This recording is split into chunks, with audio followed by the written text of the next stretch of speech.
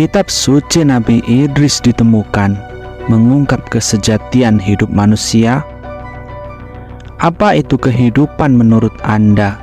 Apakah itu lahir, tumbuh, belajar, mencari pekerjaan, lalu menikah, mengejar kesuksesan, melahirkan generasi dengan membesarkan anak, lalu tua dan mati? Bagaimana jika tidak sesederhana itu? Bahkan jauh sebelum kitab suci Al-Quran, Injil, Taurat, dan kitab agama samawi lainnya diturunkan, jawaban tentang ini ternyata sudah ada.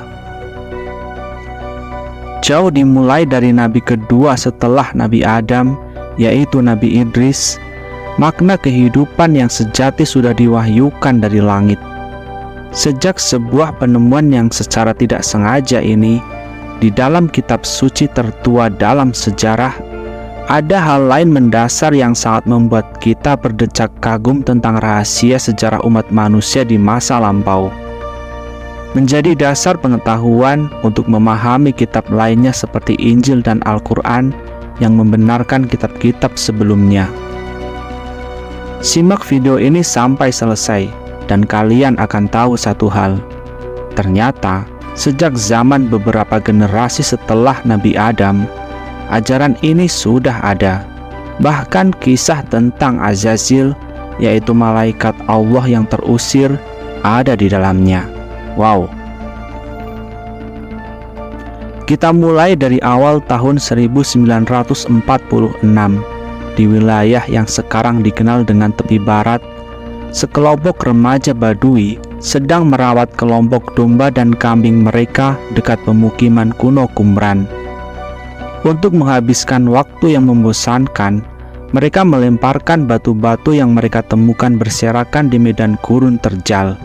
Ketika salah satu batu tersebut dilemparkan ke dalam ceruk gua yang gelap, remaja tersebut terkejut dengan suara dentuman gema aneh dari dalam gua. Sesaat setelah mereka mengumpulkan keberanian, mereka mencoba untuk memastikan ke dalam gua. Mereka menemukan kunci besar dari tanah liat yang terlihat sangat tua. Salah satunya telah rusak. Meskipun mereka tidak mengetahuinya, para remaja itu telah membuat penemuan bersejarah. Di dalam guci-guci itu terdapat serangkaian gulungan kuno. Pada tahun-tahun setelah penemuan itu, para arkeolog, sejarawan, dan para pemburu harta karun semua mencari fragmen gulungan lainnya di tempat para remaja itu menemukannya. Masih ada 10 gua lain tidak jauh dari tempat gulungan pertama ditemukan. Ketika semua isi guci dikumpulkan, semua membentuk sekitar 800 hingga 900 naskah yang kemudian secara kolektif disebut naskah kuno Laut Mati. Mereka yang meneliti isi naskah menganggapnya berasal dari agama misterius yang tidak terdaftar dalam kitab perjanjian lama maupun baru. Sampai pada akhir kesimpulan, ini adalah kitab Henong. Bagi umat muslim, kitab ini dikenal dengan nama Kitab Suci Nabi Idris.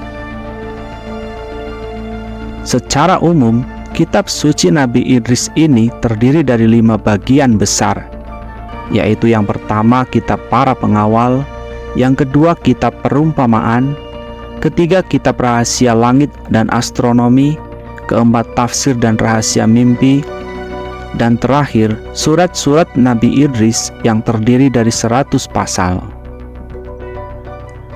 Pasal-pasal ini menceritakan tentang kisah bapa bangsa ke-7 dalam kitab Kejadian. Nabi Idris, ayah dari Metusa dan kakek dari Nabi Nuh. Namun ini bukan kisah tentang banjir dahsyat beserta bahtera Nabi Nuh. Bahkan kitab Nabi Idris menyajikan kisah yang benar-benar berbeda.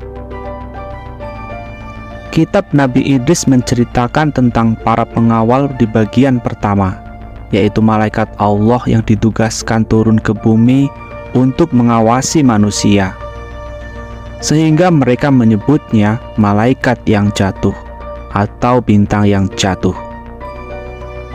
Agar lebih sempurna dalam membaur, para malaikat menjadi manusia secara utuh. Dengan izin Allah mereka dilengkapi dengan unsur syahwat dan nafsu di dalamnya.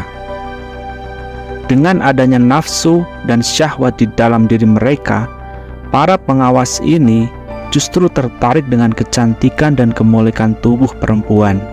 Tidak butuh waktu lama, mereka justru terlibat dalam persetubuhan dengan para wanita di bumi. Inilah yang mendasari kisah perbincangan antara malaikat dan Allah tentang mengapa Allah menganggap manusia yang taat lebih mulia daripada malaikat. Malaikat taat karena tidak memiliki syahwat dan nafsu. Wajar jika mereka selalu taat. Berbeda dengan manusia yang memiliki syahwat dan nafsu, untuk menjadi taat, seorang manusia setiap detik harus berusaha mengekang nafsunya dengan perjuangan yang sungguh berat. Tentang betapa beratnya perjuangan melawan nafsu ini, Rasulullah Shallallahu Alaihi Wasallam sendiri bersabda dengan begitu indah setelah perang Badar. Dikisahkan setelah peperangan yang fenomenal selesai, yaitu perang Badar, perang 313 kaum muslimin yang melawan ribuan kaum kafir Quraisy yang secara epik dimenangkan oleh kaum muslimin. Setelah peperangan itu usai di depan para sahabat, justru Nabi bersabda, "Kami telah kembali dari jihad kecil menuju jihad besar." Para sahabat bertanya, "Apakah jihad besar itu?" Nabi Shallallahu Alaihi Wasallam menjawab, "Jihad hati atau jihad melawan hawa nafsu." Kembali ke isi dari kitab Nabi Idris. Di dalamnya juga menceritakan kisah perjalanan Nabi Idris dari bumi ke langit sebagai perantara untuk menyampaikan pesan dari Allah kepada umat manusia tentang bagaimana Nabi Idris terbang bersama dengan malaikat dan melihat sungai-sungai, gunung-gunung, dan ujung-ujung bumi dari langit. Ketika risalah langit itu selesai, Nabi Idris menyeru kaumnya untuk berhenti berbuat kerusakan di bumi, berhenti melakukan perbuatan keji dan mungkar, lalu kembali beriman serta hanya menyembah Allah Tuhan yang Maha Esa.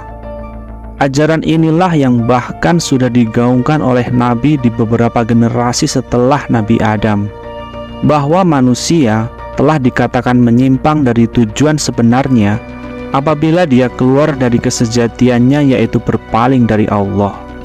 Isi dari kitab Nabi Idris ini dibenarkan dalam Al-Quran yang berbunyi, "Dan tidaklah aku ciptakan jin dan manusia melainkan supaya mereka mengabdi kepadaku."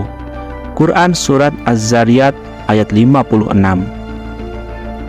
Lalu dipertegas lagi tentang kesejatian manusia ini dalam Quran Surat Al-Fatihah ayat kelima yang berbunyi, "Hanya kepada Engkaulah kami menyembah dan hanya kepada Engkaulah kami memohon pertolongan."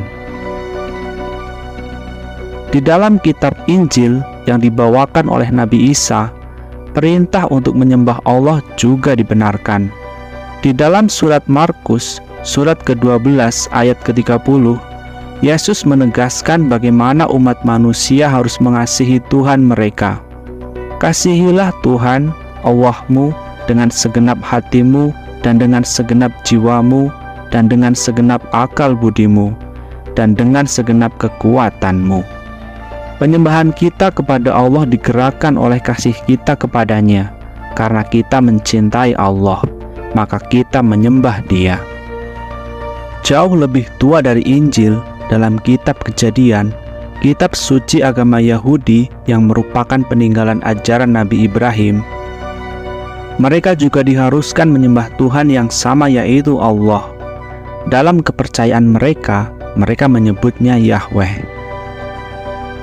Jadi, dapat ditarik kesimpulan bahwa mulai dari Nabi Adam hingga Nabi terakhir yaitu Muhammad Shallallahu Alaihi Wasallam, semua mengajarkan tentang tauhid dan Tuhan yang sama, yaitu Allah. Seruan untuk beribadah dan mengabdi hanya kepadanya. Namun semua tidak menjadi sesederhana dan semudah itu. Nyatanya, sedikit yang menjadi taat, dan justru banyak yang memilih untuk membangkang dan menarik murkanya. menjadi alasan peristiwa-peristiwa besar terjadi seperti banjir bah Nabi Nuh yang menenggelamkan hampir seluruh bumi. Kemudian gemuruh gelegar angin dahsyat yang menimbun kaum Ad, kaum Sodom yang ditimbun dengan lava di peristiwa Nabi Lut, hawa panas yang membakar dan memusnahkan seluruh manusia di negeri Madian dalam peristiwa Nabi Syuaib, lalu Fir'aun dan bala tentaranya yang ditenggelamkan saat mengejar Nabi Musa, bahkan kaum Saba yang tidak bersyukur dengan limpahan nikmat hingga ditenggelamkan dengan jebolnya bendungan Mahrib di zaman Nabi Sulaiman, dan banyak contoh lain yang masih terjadi di sekitar kita saat ini. Mengapa manusia memiliki kecenderungan untuk membangkang? Mungkin salah satu dari isi ayat dalam kitab suci Nabi Idris ini bisa membantu menemukan jawaban. Dalam kitab suci Nabi Idris, surat ke-8 ayat 1-3 yang berbunyi, "Dan Azazil mengajarkan manusia untuk membuat pedang, pisau, perisai, dan pelindung dada, memberitahu kepada mereka tentang logam-logam dari bumi, serta seni mengerjakannya. Bahkan dia mengajarkan manusia membuat perhiasan, gelang-gelang, penggunaan bahan kimia, dan cara memperindah kelopak mata, memberitahu kepada mereka jenis-jenis batu mulia, permata, dan semua rasa dan warna pernak-pernik dunia. Lalu terjadilah kekafiran, pembangkangan, hingga perzinaan, dan mereka disesatkan dan menyimpang dari jalan yang lurus." Lantas, siapakah sebenarnya Azazil ini? Mengapa dia berbuat demikian? Ternyata dalam kitab Nabi Idris tentang bintang yang jatuh, yaitu para malaikat yang diturunkan ke bumi, Azazil adalah salah satu dari beberapa malaikat yang diturunkan ke bumi, lalu melakukan kesalahan setelah diberi kelengkapan keinginan dan nafsu serta syahwat dalam membaur bersama manusia. Azazil yang memiliki pengetahuan langit mengajarkan manusia banyak hal, menjadikan manusia melakukan lompatan peradaban dengan pengetahuan dan teknologi. Mengapa ini memiliki kemiripan dengan manuskrip peradaban Sumeria kuno yang berbunyi, "Seorang manusia dari langit turun ke bumi." Mereka menyebutnya Anunnaki. Menariknya, mereka mulai tertarik dengan manusia dan melakukan hubungan dengan manusia hingga melahirkan persilangan manusia dan dewa yang disebut Nephilim. Mereka juga mewarisi teknologi, mengajarkan tentang revolusi pertanian, mengubah gaya hidup manusia dari berburu dan meramu menjadi bertani dan bermukim. Menurut catatan sejarah, tempat yang sekarang disebut Kurdistan modern, mereka telah mulai menanam biji-bijian seperti gandum, dan domba-domba telah dijinakan lalu dikembangbiakan. Lalu beberapa abad kemudian, mereka mulai meleburkan logam di samping membuat tembikar dan kain tenun. Selain itu, budaya Kurdi kuno ini yang pertama mengembangkan aksara, hingga lahirlah mahakarya seni arsitektur peninggalan Sumeria kuno, sampai piramida Giza dan peradaban besar lainnya. Beberapa orang bertanya, mengapa manusia bisa melakukan lompatan begitu jauh? Menurut orang Sumeria, dalam manuskrip kuno, Anunnaki lah yang membawa pengetahuan ini dan mewariskannya. Anunnaki adalah makhluk yang turun dari langit. Beberapa teori menyebutkan bahwa dewa Anunnaki adalah sesosok alien. Bagaimana jika ternyata Anunnaki adalah Azazil yang memiliki pengetahuan dan kekuatan langit, lalu mengajari manusia banyak hal? Tuliskan pendapat Anda di kolom komentar. Dari kitab suci Nabi Idris yang ke-8 ayat 1-3, manusia tersesat setelah diajari banyak hal oleh Azazil. Lalu timbul pertanyaan, mengapa Azazil melakukan ini? Apakah setelah dia dinyatakan sesat oleh Allah, dia sengaja melakukan ini agar manusia juga tersesat? Sebagaimana iblis yang telah dinyatakan sesat oleh Allah, maka dia berjanji akan menyesatkan Adam beserta anak turunnya. Mungkin salah satu ayat dalam Al-Quran ini akan menguatkan gagasan kita. Yang demikian itu disebabkan karena sesungguhnya mereka mencintai kehidupan di dunia ini lebih dari akhirat, dan bahwasanya Allah tiada memberi petunjuk kepada kaum yang kafir. Quran Surat An-Nahl ayat 107. Jadi, mungkin Azazil tahu bahwa hati manusia yang memiliki kecenderungan cinta kepada dunia akan membuat manusia lupa dengan Tuhannya. Lalu Azazil memperindah dunia dengan pengetahuan yang dia ajarkan kepada manusia untuk membuat dunia lebih indah, sehingga rasa cinta kepada dunia di hati manusia menguat. Perlahan dan menerus sibuk dan cinta dengan dunia membuat manusia lupa dengan Tuhannya. Cinta dunia dan takut mati adalah penyakit hati manusia yang menjadi penyebab manusia lupa kepada Tuhannya, lalu tersesat dari jalan yang lurus. Satu hal yang masih menjadi pertanyaan, apakah Anunnaki adalah Azazil? Bukankah banyak literasi yang menyebutkan bahwa Azazil masih hidup sampai hari kiamat dan memiliki ribuan bala tentara untuk menyesatkan manusia? Saat ini, Azazil bertahta di singgasananya dan masih mengomandoi bala tentaranya untuk menyesatkan manusia. Bagaimana menurut pendapat kalian? Apakah gagasan ini benar menurut kalian? Tulis pendapat kalian di kolom komentar. Dan jangan lupa like serta subscribe channel ini agar terus berkembang. Terima kasih.